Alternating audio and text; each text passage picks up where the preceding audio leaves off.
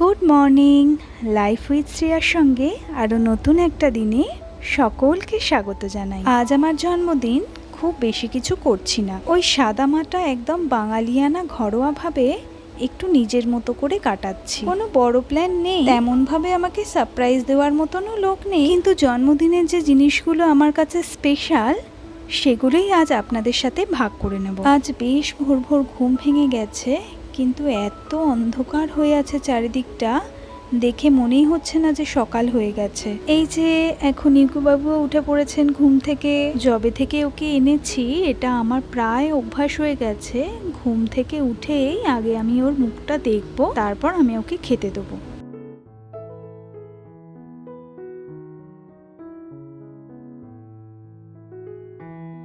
বাবা কি বৃষ্টি পড়ছে সকাল থেকে, সারাটা দিন মনে হচ্ছে আজকে বৃষ্টি হবে। এখন আমি একটু আলু দিয়ে নুডলস বানালাম, এটাই খাবো। আর উপর থেকে একটু ছোলা আর মটর ছড়িয়ে দিয়েছি। সকালে কদিন ধরে ম্যাঙ্গো স্মুদি বানিয়ে খাচ্ছিলাম, আজকে আর সেটা খেলাম না। এই সবে একটু বৃষ্টি থেমেছিল, ভাবলাম ইউকিকে নিয়ে একটু ছাদে যাব। আবার দেখুন মুষলধারে বৃষ্টি শুরু হয়ে গেল। আসলে ওর পটি আর ইত্যাদি সব ছাদের একটা কোণাতে ব্যবস্থা করা, তবে এখন ছাদে নিয়ে গেলেই কেলেঙ্কারি, বৃষ্টিতে পুরো ভিজে একাকার করবে। তাই বললাম এখন বস, বৃষ্টিটা একটু থামলে নিয়ে যাব। তাই দেখুন কেমন চুপটি করে বসে আছে। ও ভীষণ বাধ্য একটা বাচ্চা, শুধু খিদে পেলে আর টয়লেট পেলেই একটু ডাকে।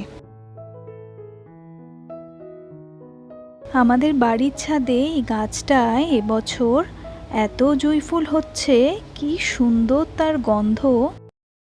এই যে এখন জন্মদিনের পায়েস বসানো হয়ে গেছে, এটা আগে করে নিচ্ছি কারণ এরপর একে একে সব রান্না বসানো হবে। বেশ অনেকটাই পায়েস করা হচ্ছে, কারণ বাড়িতে বেশ অনেক লোকজনই আছে, তার উপর পায়েস বলে কথা, একটু বেশি করে না খেলে হয়।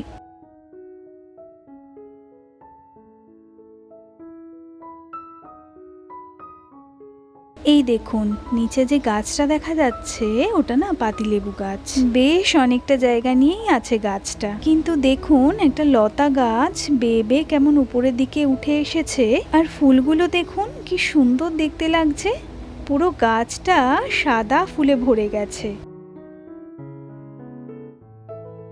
একটু মামার বাড়ি যাচ্ছি, জন্মদিন তো আছেই, আর দিদার সাথেও একটু দেখা করব।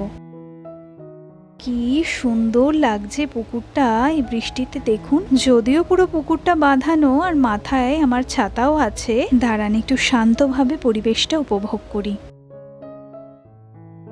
এই যে বাড়ি ফিরে ঝটপট স্নান করে নিলাম, সবাই অপেক্ষা করে আছে আমার সাথে খেতে বসবে বলে। এখানে আছে পায়েস, রসগোল্লা, শুক্তো, আর আছে মাছের ঝাল, তারপর আছে আলু পোস্ত, আর সঙ্গে আছে 5 রকমের ভাজা। চিকেন বা মটন কোনোটাই এবেলা করলাম না, কারণ এত বৃষ্টি হচ্ছিল কাউকে বাইরে পাঠানোই চাপ হয়ে যেত। মাছটা কালকেই আনা ছিল ফ্রিজে, তাই ওটাই করা হলো। ওবেলা বৃষ্টি কমলে কিছু খাওয়া যাবে। দুপুরে একটু ঘুমিয়ে পড়েছিলাম, উঠে দেখলাম বৃষ্টি প্রায় বন্ধ হয়ে গেছে, তাই একটু চিলি চিকেন আর ফ্রাইড রাইস অর্ডার করলাম। এবার এটা খেয়ে নিই, তাড়াতাড়ি বেরোবো, কেক আনতে হবে তো। বিকেলে বেরিয়ে কেকটা নিয়ে এসেছি, একটু সাজিয়ে টিভির সামনে রাখলাম। ভাই মোমবাতি আনতে গেল, দাঁড়ানোটা আনুক তারপর কেকটা কাটবো। এটা পুরো ম্যাঙ্গো ফ্লেভারের কেক, আর এইখানে দেখুন আমার নামও লিখে দিয়েছে। এই তো এবার ফু দিয়ে মোমবাতিটা নেভালাম। এখানে মা, বাবা, ভাই, মাসির মেয়ে সবাই আছে। এবার কেকটা কাটি আর সবাইকে ভাগ করে দিই, সবাই অনেকক্ষণ ধরে অপেক্ষা করে রয়েছে। আচ্ছা, আমি এখন নো ফেস ব্লগ করছি। আমি চাইছি আমার 500 জন পরিবার কমপ্লিট হয়ে গেলে আমি ফেস দেখিয়ে ভিডিও বানানো শুরু করব, আর আমার দিনের ছোট বড় মুহূর্তগুলো আপনাদের সাথে ভাগ করে নেব। আপনাদের যদি আমার ভিডিও ভালো লাগে তাহলে চ্যানেলটাকে সাবস্ক্রাইব করে আমার সঙ্গে থাকবেন। দেখুন কেকটা এতটাই সফট যে ঠিক করে তোলাও যাচ্ছে না। আগে এক এক করে সবাইকে একটুখানি কেক খাইয়ে দিচ্ছিলাম। দাঁড়ান, এবার কেকটাকে আগে কেটে ভাগ করে সবাইকে দিয়ে দিই। আমি ভাবলাম ম্যাঙ্গো ফ্লেভারের কেক কেমন হবে, কিন্তু বেশ ভালো ছিল খেতে। চলুন তাহলে ডিনারটা সেরে ফেলি, আর আজকের ভিডিওটা এখানেই শেষ করছি। ভিডিও ভালো লাগলে লাইক, কমেন্ট, শেয়ার আর সাবস্ক্রাইব করতে ভুলবেন না। দেখা হবে পরের ভিডিওতে, ততক্ষণ পর্যন্ত ভালো থাকবেন।